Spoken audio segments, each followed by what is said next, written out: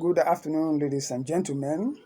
My name is Boris H. Odalonu from Department of Political Science, Federal College of Education, Ehamufu, and the title of my paper is Corruption and Bad Governance in Nigeria: Causes, Consequences, and Possible Solution. It's an explorative paper, and the data were drawn from secondary sources. Corruption is a global phenomenon. There's no country that is devoid of corruption, but the magnitude of corruption differs from one country to another. Nigeria has been rated as one of the top most corrupt countries in the world, persistently, by the Transparency International. The last rating, which came out in February 2020, Nigeria was rated 144 out of 180 countries in the world as one of the top most corrupt countries in the world. Corruption is a problem in this country. It has grown in enormity since independence. Corruption has been with us. If you look at all the military coup that took place in this country, one of the reasons for embarking on such coup was to curb corruption. And today, we are still corrupt. But today, the corruption is still increasing. Since 1999, when the democratic government came in power, they put up measures to curb corruption by establishing agencies and institutions, EFCC, ICPC. We are thinking by now, corruption should have been a thing of the past. But the rate of corruption keep increasing in Nigeria.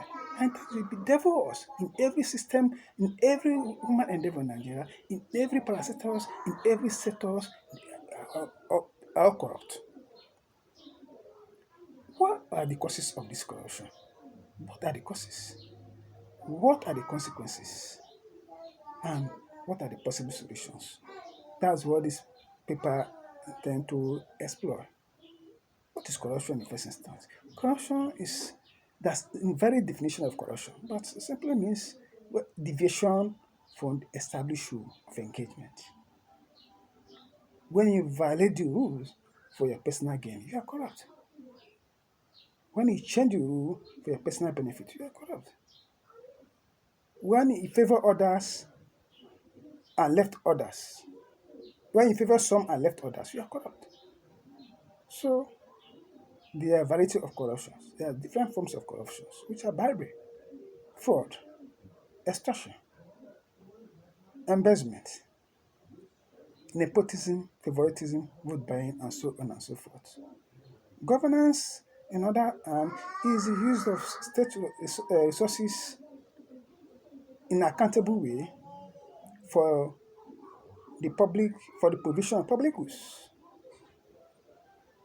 And this involves efficiency, effectiveness, accountability, transparency, and lay down procedure from the lay down rules. Or in a situation whereby the government does not follow these indicators, that government is found to be a bad governance. Okay, good governance is whereby the public goods are distributed in a transparent, accountable way, where the rules of engagement, the rule of law are followed. But whereby these things are not followed, it now becomes a bad governance. What are the causes of corruption in Nigeria? There are so many causes of corruption in Nigeria, but I'll just highlight a few of them.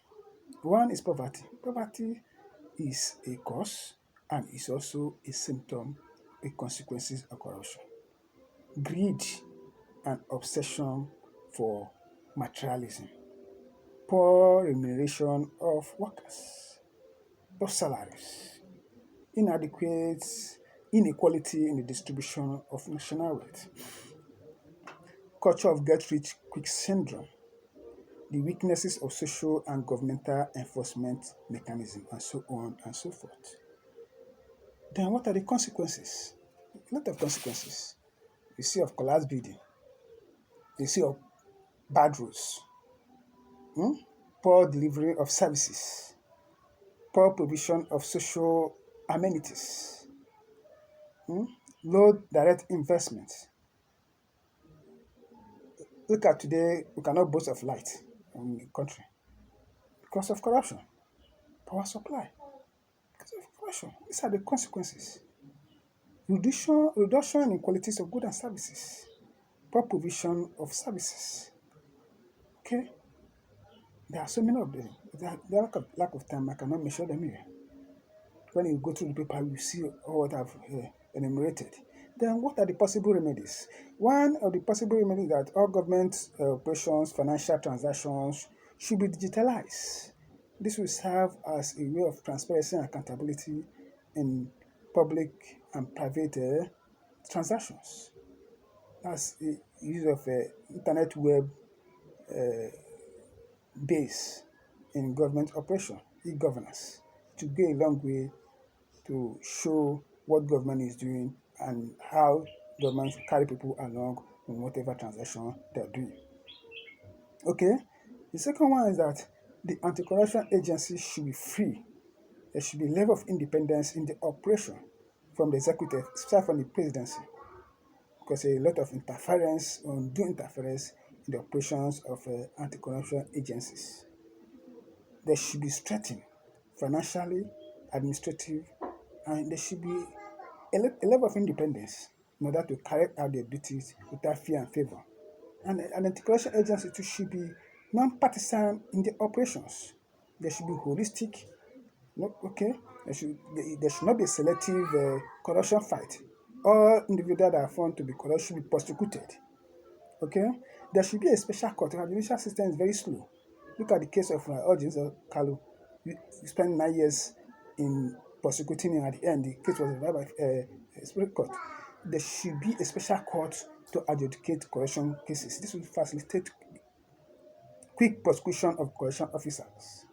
There should be value orientations to the citizens to change their way, their mindset in the way they operate. There should also be stringent punishment for all corrupt officials. Punishment should be meted to them. In fact, it should be given to them death sentence. That should serve as a deterrent for others to perpetrate more corruption. These are many more recommendations that people have outlined. With lack of time, I cannot mention all of them here. If all these things are put in place, I believe the corruption will go a long way.